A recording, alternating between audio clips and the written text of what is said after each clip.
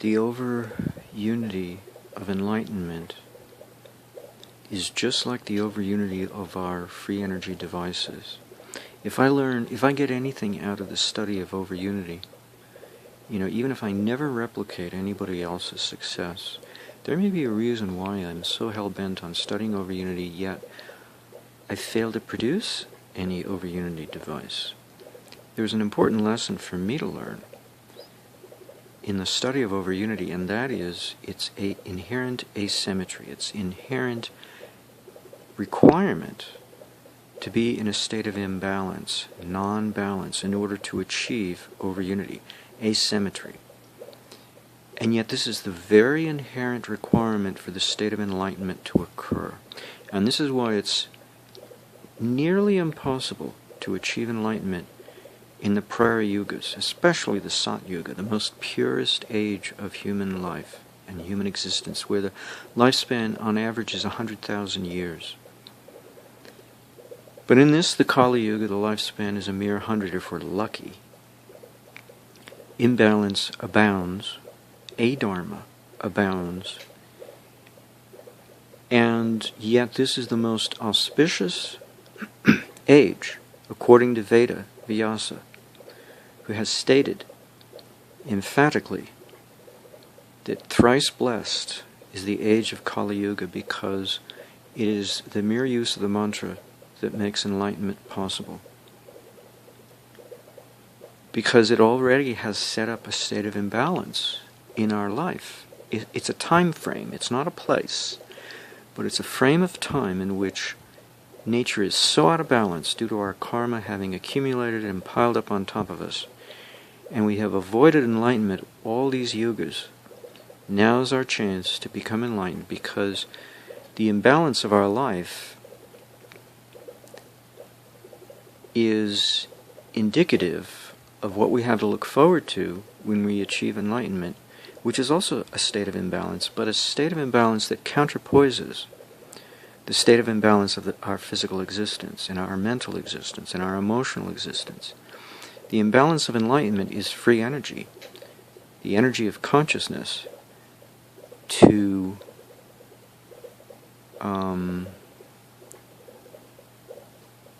neutralize is the only word I can think of at the moment, to neutralize the deficits inherent within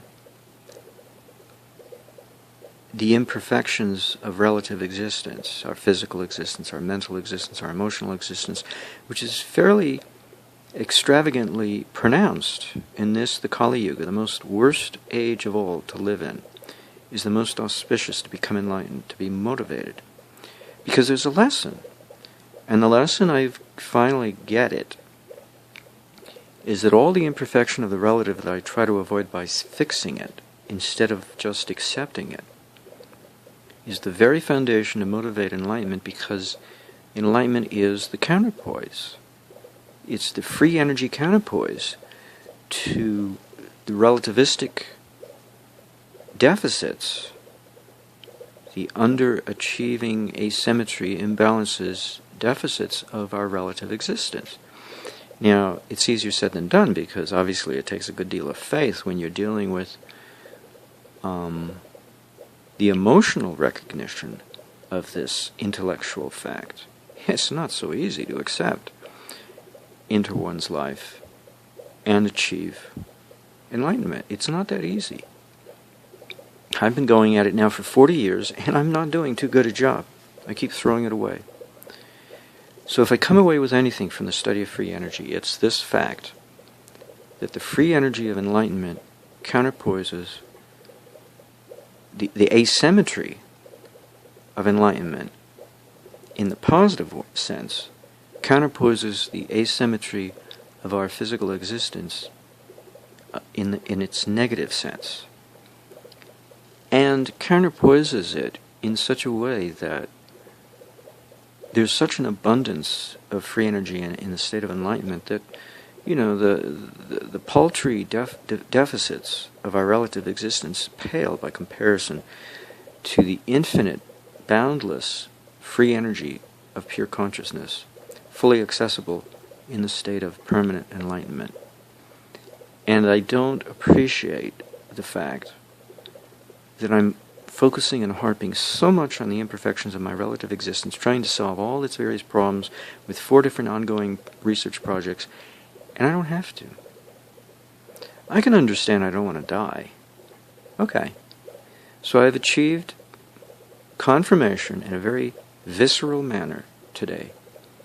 What I already knew and suspected based on my own inner experience, that the bath formulation that I've managed to devise is very powerful at spontaneously providing for encouraging the body to regenerate. And that visceral indication is the tactile viscosity, the slipperiness of the head of my penis during masturbation while in the bath. It's phenomenal. It's like I've achieved a normal penis head, even though it's still missing a foreskin.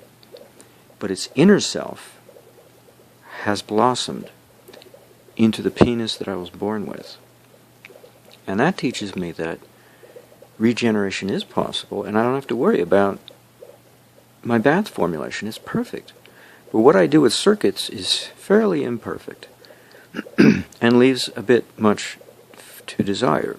Their further development, especially my sleep circuit still, requires further development and separation from my pursuit of my study of free energy devices, because they're 2 different systems.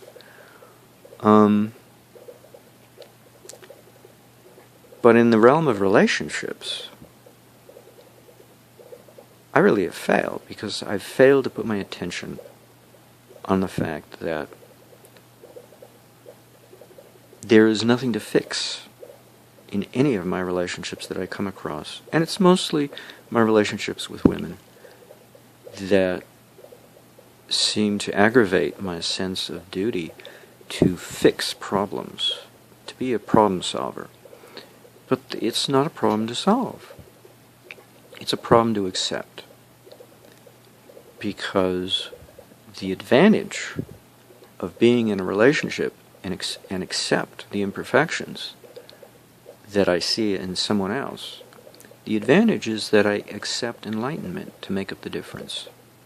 And so far I have yet to do that, to do this. It's an uncanny way to appreciate one's fellow man. But, one way or another, we all have to learn our lessons, and if this is the only way for me to learn it, then so be it. So be it. But this is yoga. This is the pursuit of enlightenment. This is the pursuit of inherent perfection. Even though the outer life may continue to be imperfect, by design. That's not to say it cannot be accepted totally for what it is. Or else how do I expect to become enlightened? It's just not going to happen. I know this. It's not like I'm trying to find some way around this reality that I'm stating. I've just given up on enlightenment. I've focused entirely on fixing problems. But relationship problems are not something to fix because it's somebody else's life, And I keep thinking, well, if I have a kid, I'll be able to get him right from the beginning. I haven't even been allowed to do this by having my son taken from me. Already meddling has interjected and made it impossible for me to fix anything in a relationship by thinking that I could raise somebody from scratch, my way, and not somebody else's. It's been impossible. So if I can't accept not merely the imperfections in other people, but my inability to do anything about it, most importantly, then I'm never going to become enlightened in this lifespan. It's just not going to happen. So many years have passed since I gave up friends at the age of 12. I forgot what it's like to overlook somebody else's faults and then just enjoy their company. Because I'm not trying to achieve anything, the adult way of looking at things. I was a child, just enjoying the company of friends. And I suppose when we maintain our relationships, or maintain our ability to have relationships, or maintain our proclivity to have relationships, we sustain that proclivity to accept other people on their own terms. Within limits, obviously, of tolerance. But, we all have lessons to learn, even to tolerate the tolerable for certain lengths of time, if we have to, forced beyond our desire to do so. So one way or another, we have to learn our lessons, and I haven't learned mine, and I haven't even had the opportunity because I voluntarily, willfully gave up friendship. So a very important lesson I have avoided learning is to accept other people on their terms, not on mine. And maybe now I can focus on it. It certainly is a skill worth developing. Definitely a skill worth developing. As I make my colloidal silver across the room for my next batch of special bath water tomorrow morning, I can appreciate the routine, the hygiene that my father gave me a sense for. Since he was a hygienist, he was a raw food vegan hygienist, which is what they called themselves in the 50s, in the 1950s. But my hygiene, I don't try to do it internally by fasting, although once in a while I have to fast. It's just the way it is. I skip a meal, a mini fast. But outwardly is where I put my attention on hygiene, because there are two sides of it, and hygiene is only one side, and nourishing quality of life is the other side, and they're both important. So I put an egg in the bath, and it's kind of, egg in your face. How about egg all over your body? I think that's what's helping me appreciate the imperfections of life, because egg is, by its very nature, very rich and nourishing, but it's also not very pure either. It's very earthily gross. And it inherently has imperfections in it, which I've been avoiding since the age of 17, but avoid no longer because I realize it's a very intrinsically important ingredient in the silver bath that I take, without which I couldn't appreciate the silver bath properly. And the pain of the cayenne pepper and the turpentine, the burning pain that creates across my skin, is also essential. I don't have to masturbate all the way to orgasm to stimulate foreskin regeneration, but I do appreciate the fact that I can't avoid sex. I just, do I really have to be this extreme about it? No, not really, but it's a habit of mine. I keep thinking I've got to pay myself back for the pain I have to endure. But if I do that, then I forego enlightenment, which is a greater way to make up for the pain of dealing with the imperfections of relationships than the pursuit of short-lived, short-term, temporary alleviation of pain via masturbation. It's not going to give me lasting results. I'm not going to get to take masturbation to the grave with me. So why do I keep doing it so much, to such a great degree? Well, maybe I lack foresight about long-term results, or the lack thereof. Goodness. Yoga is quite an interesting over-unity pursuit. But, hey, if I had to study free energy devices as a means of, nudity, public nudity used to be my pursuit of free energy, within the context of my own physiology, and meditation was all important. But all that got swept aside with the stress of thinking I could start a family and only to have that family initiation procedure destroyed no sooner than I started it, giving me so much disappointment and despair that it's very hard for me to believe in life anymore, to believe in anything other than the pursuit of the intellect, which is all very well and good if it's practically beneficial, such as, regeneration of the physiology. But free energy devices I really don't need, I need a good sleep, so yeah, if I can enhance it with a simple device, okay, but I already developed that somewhat 2-3 years ago and documented on my website, earthinglife.info, so I really don't need to pursue electrical understanding any further than I already have, necessarily. Other than the context to which I apply it, the practical purpose of sleeping at night. Anything else is anecdotal and periphery to my personal needs. In other words, I don't have to strain and work so hard.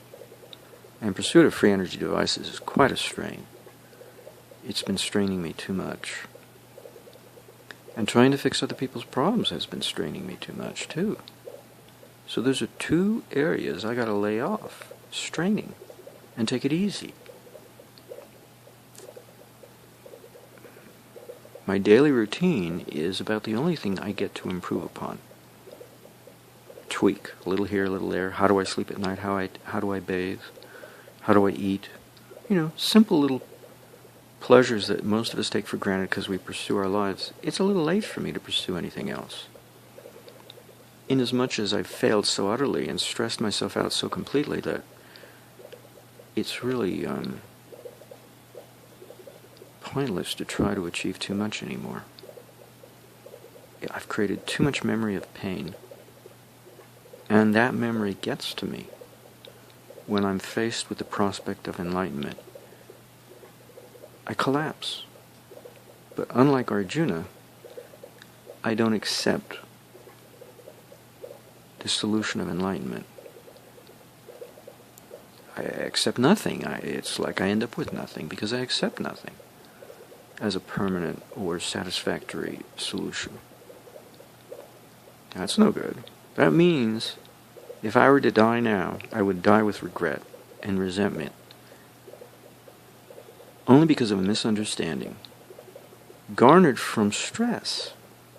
Stress has tweaked my outlook to the point that I don't believe in life anymore. And I pursue these little pursuits to preoccupy myself so much so that I don't dwell on my basic misunderstanding and the feeling of despair that goes with it. Charlie always said that behind every emotion is a thought. Change the thought and you automatically, effortlessly change the emotion or the attitude without any effort. Because if we try to change the feeling, it's impossible. But change the thought that the feeling is based on, it's effortless to change the feeling. And Danny Goodman said the same thing, but not so complicated. He simply said it very simply. At every moment in time, we have the perfect opportunity, the effortless opportunity, to choose any feeling we want. If we want to choose happiness, we can have it immediately. It's just a question of choice, and he's right. Charlie just said it a little more complicatedly. The intrinsic mechanics of how you go about doing that. But as Vince Jasinski has said, it's easier said than done because we tend to identify with our experience and how we feel, and when we get all emotionally wrapped up in ourselves, it's pretty hard to discern the truth to the matter and instead just feel miserable or angry or whatever it is we're feeling that's coming overcoming us, overwhelming us. So I thought I'd have to say this because once in a while I have to pause and consider that I'm a failure for the purpose that I was born. I can amuse myself, that's one thing, but that's not the purpose of my life, to be amused. There's far more important things to do than amuse myself with study and satisfying my curiosity about understanding the world around me. That's nice, but it's not the purpose of life. It's just educational, and it's entertainment. It's self-educational and self-entertaining, self-amusing, but it's not the purpose of life. I mean, the purpose of life is to grow, but I can't overlook the growth in my heart, which is my mind. Here I am developing my intellect, but I'm doing nothing about my heart, my mind. My intellect is in my brain, and my mind is in my heart. And I've been avoiding developing my heart, and it's no wonder that I feel like my heart is strained, because I'm not doing anything to develop it. I'm not giving it any rest. Rest for the weary. I mean, if I pursue the intellect so much, it's at the expense of my heart.